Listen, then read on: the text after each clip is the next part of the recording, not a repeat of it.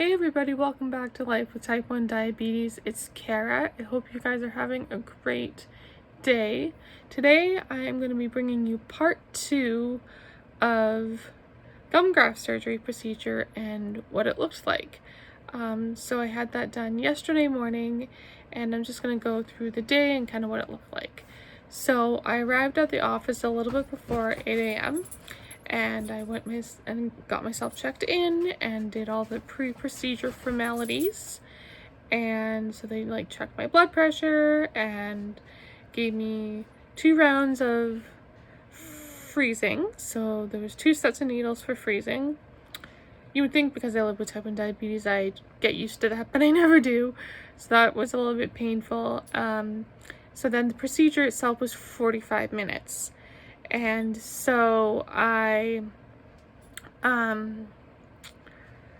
had that done, and then once it was over, they sent me home with aftercare instructions, and then I went to my parents' house, and that is where I relaxed for the rest of the day. So it was fine. I couldn't hardly drink anything afterwards. They gave me some Tylenol, so I was able to have that, but it was really difficult to get it done because, as many of you might know, when you go in for any kind of dental anything and your mouth is frozen, it's very difficult to eat or drink for about 2 hours afterwards. So they did that preemptively so that when the freezing did wear off, I wouldn't be in a significant amount of pain. And part of the aftercare as well, they provide patients with ice packs, and so you are instructed to put the ice pack on your cheek for 10 minutes, take it off, so put it back in the freezer, and then place it back on your cheek for another 10 minutes ongoing throughout the day, or the next couple days anyways. And so that's what I did. I've been doing that a little bit today. I'm taking a pause right now to fill you guys in on all the things, and then I'll probably go back to doing that after I have some soup or something like that for dinner. I will link the card up above my first story of what that looks like and how it can affect blood sugars when you have a gum graft surgery procedure done. So I was at my parents', like I was saying, and I just had some soup and I slept for a couple hours. And then I came home and I was just resting with my husband and with our dog. And as my periodontist said, the next couple days just be a couch potato. So I really haven't done a lot. I've walked a little bit. I went to the store to get a couple more things. But that was kind of about it. That's kind of all I've done, and just slept. I didn't have the greatest sleep last night either, because one of the things that you're supposed to do, you're supposed to prop your head up a little bit while you sleep for the first few days, and for whatever reason I just had the worst sleep. I've done that before sometimes when I've been gasping for air a little bit or whatever, just to get your airway open a little bit more, so when you're not so tilted back, that can cause problems. But for whatever reason, it just was not very good at all. And then just been eating soft foods and drinking lots of water and that kind of thing. And I did mention in my previous video about how last year when I did this, I never bothered to reduce my insulin because I didn't think it was going to be a big deal. Turned out it was a huge deal. I was dropping way too much, and it was quite problematic for me in the beginning to keep my blood sugars in a reasonable range.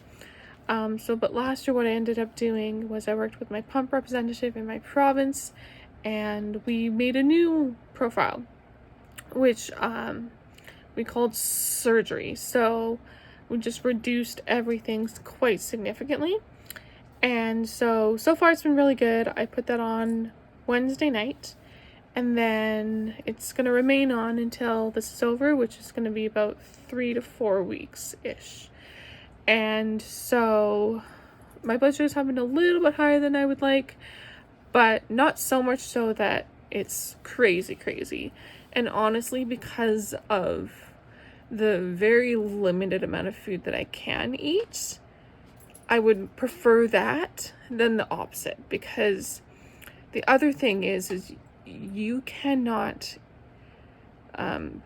brush that side of your mouth for the entire 3 weeks basically. You get a soft toothbrush in the 3rd week, but you can't brush that area of your mouth until that point in time. And so for me, I was like, I really want to create a profile that's going to work for me so that I don't have to have extra sugar and have extra oral problems later because of this procedure.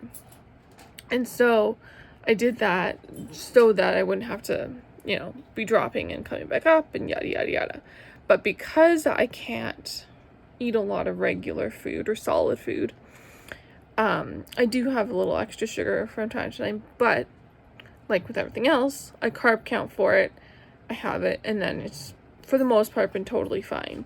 But just also eating things like protein shakes, or drinking protein shakes, or having things that are a little bit higher in protein also combat that as well. But you definitely have to be cautious about how much sugar you are taking in, especially at this time, because you can't brush your entire mouth. And so that's what I just personally have chosen to do. And so in doing that profile really, really helped.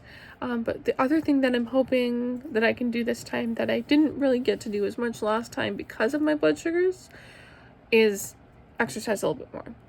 I really did get to exercise a lot last time, mostly just because of how many struggles I was having with my blood sugars. I'd go walk around Costco and I would be done.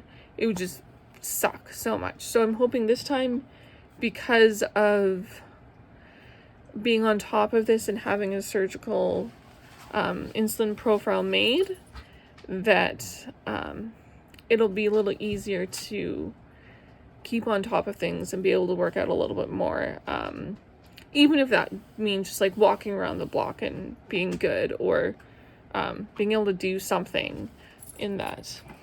Sorry, my dog's being a bit weird over there.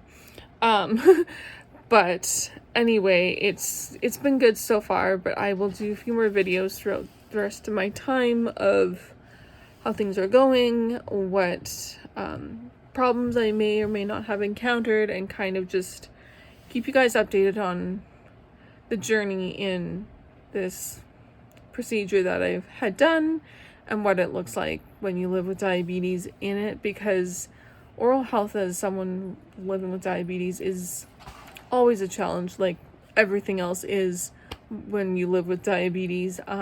But yeah, it's been challenging already, but I hope that I'll be able to make it through no problem. If you guys liked this video, please feel free to give it a thumbs up. If you haven't subscribed, feel free to click that subscribe button on the way out and click the notification bell on so you know when I post a new video or when I go live. And if you have any questions or comments, please feel free to comment below, and I will see you guys in the next one. Bye!